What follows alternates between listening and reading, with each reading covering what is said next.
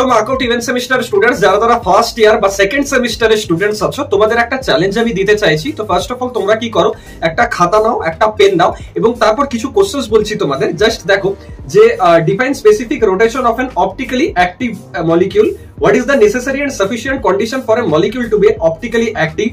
Next হচ্ছে show that entropy of mixture of ideal gases is something, compare the strength of intermolecular forces in H2 and halogens and arrange them in increasing order।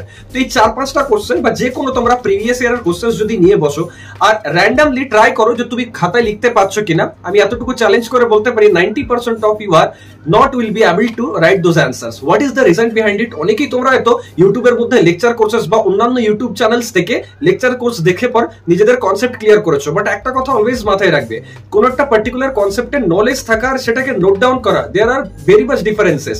Just যদি বিশ্বাস না হচ্ছে এই যেটা বললাম সেটা try করে দেখতে পারো। আর এটার পেছনে সব থেকে বড় রিজন কি? রিজন হচ্ছে যে তুমি জিনিসটার ব্যাপারে জানো কিন্তু সেটাকে কপিতে যখন নোট ডাউন করতে হয়, এক্সামিনেশনে যখন নোট ডাউন করতে হয় with diagram, with particular points, সেটা কিন্তু অনেক ডিফিকাল্ট হয়ে এটা তোমাদের জন্য। তবে যখনই তোমরা এখন পড়তে বসছো না, তোমরা একটা খাতা আর পেন নিয়ে পড়ছো, ইউটিউব থেকে পড়ো, কোনো পার্টিকুলার কোর্সেস থেকে পড়ো, সেটা কিন্তু কপিতে নোট ডাউন করবে। কপিতে নোট ডাউন করলে জিনিসগুলো আরো বেশি মেমোরাইজ হয়, পরীক্ষাতে যখন লিখবে ওগুলো রিকল হবে তোমার, এবং অ্যাডভান্টেজেসটা তুমি ডিউরিং এক্সামিনেশন বুঝবে যে আমি কি বলতে চাইছি। এরকম ভিডিওস আসতে থাকবে, দেখা হচ্ছে নেক্সট ভিডিওতে। চ্যানেলটা এখন থেকে সাবস্ক্রাইব করে দিও।